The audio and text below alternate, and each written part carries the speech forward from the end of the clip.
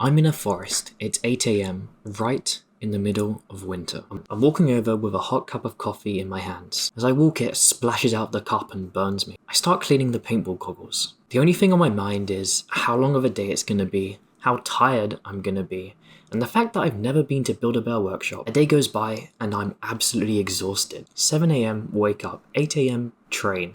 I can feel the rhythmic hum draining my life away. 9 a.m., 10 a.m., 11 a.m., 12 p.m. I finally get a break. I meet up with my friend and he's doing the weird thing he always does, where he's moaning about his girlfriend, he's got his huge, big, electric, solar-powered vape in hand, and he's brooding in public. We have a choice to make. It goes one of three ways.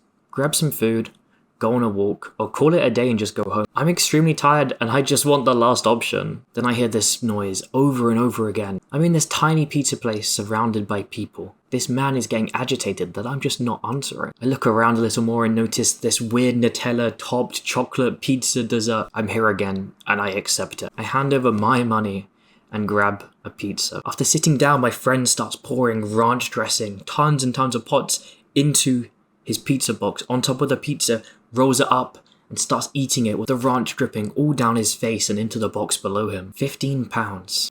I've spent £15 today. It's one day of the week. What am I killing myself working for? When I looked down and I saw the junk food, and I looked up and I saw his disgusting face covered in ranch dressing, I realized there's no point in making money if this is what I'm going to do with it. Some things just are a waste of money. Now, you might be here for one of two reasons. The first is you want to figure out what supplements to take, and the second is you want to figure out which ones to not take. And that could mean that you're either taking none or you're taking some and looking to eliminate some. If you're the type of person where you're not actually taking any, I'd recommend you go and watch my video on the supplements to take. The first supplement to avoid is Testosterone, Ecydesterone, whatever it's called. This thing, not only is there a whole scandal about the fact that it's never dosed properly, like anyone selling it is not actually giving you the right amount to do anything. That's one reason why you shouldn't take it. But then if we look at it from like an analytical perspective, right? If you look at it as if it had actually what they're saying it has, it doesn't do anything. If you look into the studies proving it works, which is what people will bring out to show that it works, you find that the people who take it gain more weight. Not muscle, though muscle's a part of it, but they gain more weight. They consume more calories than the groups not taking it. And is it a surprise? Is it a shock that they gain more muscle? No, they're in a bigger surplus. I'm pretty sure the control group actually ends up losing weight in a majority of these studies. Who knows why?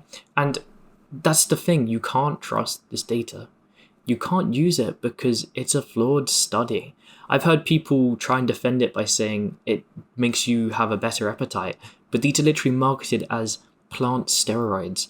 Would plant steroids make you build muscle like steroids, or are they just giving you an appetite boost? Like, you've got to be for real. An appetite boost isn't even necessary. Just track your stuff and eat your stuff, and you're going to be in the surplus no matter what. See, it's important to talk about the fact that it doesn't work on top of the fact that it's not dosed properly. Because imagine I sat here and I only told you about the fact that people don't dose it properly. Then someone would try and go out their way to find some sort of third-party tested Ecydesterone, Turkesterone, or whatever, assuming it's going to work, but they're missing half of the puzzle. And this is why, before you actually take supplements, you have to do the research. You actually have to look up what's going on, and you have to read these studies, because if you can't understand it, then you probably shouldn't take it. Next, we have branched-chain amino acids, BCAAs, and I don't know why people are still saying this. BCAAs are basically essential proteins that we can't make that are also very, very good at some sort of like sports function, right? Building muscle.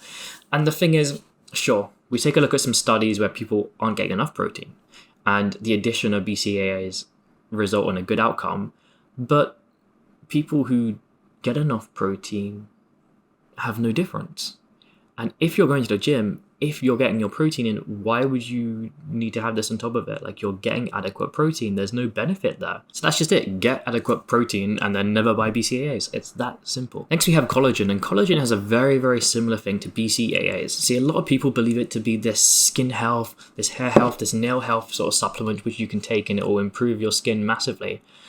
And this is true for normal people. This is true for people who don't get enough protein. Again, very similar to BCAAs. See, if you get enough protein, you have the ability to produce the collagen your body needs. You don't need to supplement it. You don't have to have the addition of it. because you already got enough. This is the problem. A lot of collagen products are also marketed around sort of vulnerabilities. So poor skin, people are going to be vulnerable about that. Maybe stretch marks. Like I have stretch marks all down here and all down here just because I build muscle too fast, which isn't the worst thing in the world. But that's who is being marketed to with these collagen supplements. And when you take something like that, and people are just looking for a fix, they're going to fall for this, when in reality, they just have to have enough protein. And protein is cheaper than collagen. I will tell you that. For you, though, you're probably considering it for the reason of maybe joint health, maybe stretch marks. And don't worry, you're getting protein. You're going to be good. Also remember, if you do have stretch marks, you have earned them, so you should wear them with pride and you should keep them. They're literally battle scars. That's what it looks like. They're insane. Also, in time, it's going to fade. It doesn't really matter too much. I'm also going to make it very simple. I'm sure I'm going to do a video in the future about skincare, but if you're taking collagen for skin or considering it for skin, here's what you got to do. In the morning, you use a cleanser, you cleanse your face, you put on some sun cream, you put on some moisturizer. At night, you double cleanse, one to get off all the dirt and grime and sun cream and moisturizer from the morning, and the second one to actually clean your skin, and then you can put on a moisturizer and go to bed. And of course, we're not being like aggressive, we're not rubbing the heck out of our face, but we are trying to clean it. So we're being gentle, we're making smooth, almost like we're massaging our face. That is a simplified version for now. I'm sure if I make a video in the future, there'll be some sort of card to it. Next, we have fat burners. Fat burners are probably the thing I hate the most.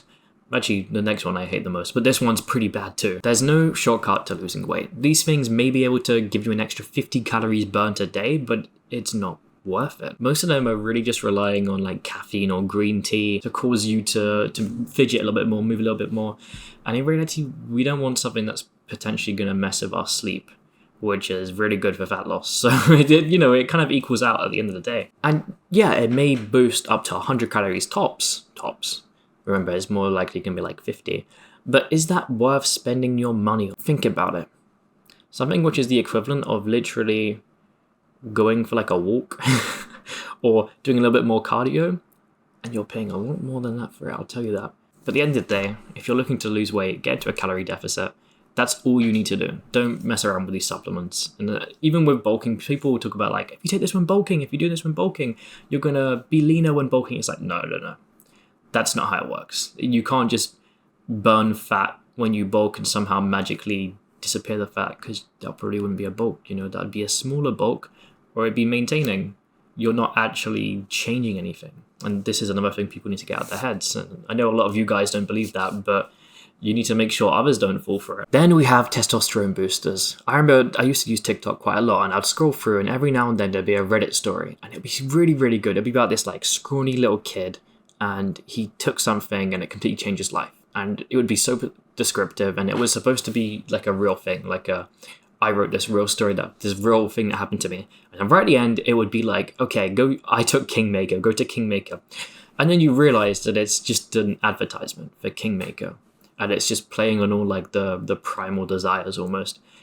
And I hate that. I've used a lot of compounds in my time to boost testosterone, a lot of natural compounds.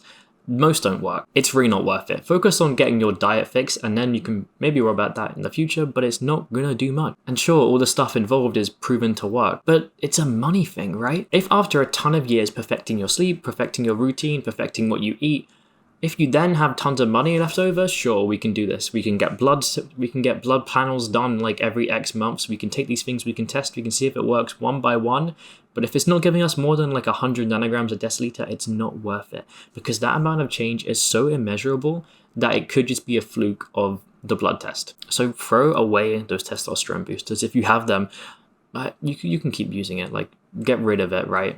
Finish the stuff that's in the bottle. That's what I've had to do with some of the stuff I regret buying. But don't buy it again. The supplement industry profits by you believing that you need to take it, either to fix a sort of problem. And when I say problem, it's never a problem like heart health. No one really takes supplements for heart health unless they're concerned about health. Let's be real. A majority of these supplements target insecurities. And that's why guys will go out there looking for testosterone boosters instead of like cardio boosters or heart boosters or something, because it doesn't matter enough to them. And you need to really get this sort of understanding in your head, because the supplement industries, they want to make money, and they will do that by any means necessary. If it means they're pretending that it can fix like your skin, it can fix your stretch marks, it can fix acne, or anxiety or anything, they will do it because they need to sell the product. And when you have things people hate about themselves and you tell them that you can fix it with a pill, they're going to take it. It's the easy way out. I compare fixing your acne by taking a pill like Accutane to doing skincare. A majority of people don't actually want to spend that 5-10 minutes a day where they're messing with their face or learning about it or buying multiple products and having that upkeep, and it just becomes very easy when it's something like that. Like, how many people do apple cider vinegar instead of trying to lose weight? It's a similar thing. They don't actually want to put in the work. They don't have to measure this stuff. They just want to drink a little shot of apple cider vinegar and hope it makes them lose 10 pounds overnight, which it won't. So just be careful around these companies. And if after watching all this, you're kind of wondering what you should be taking, check out this vid.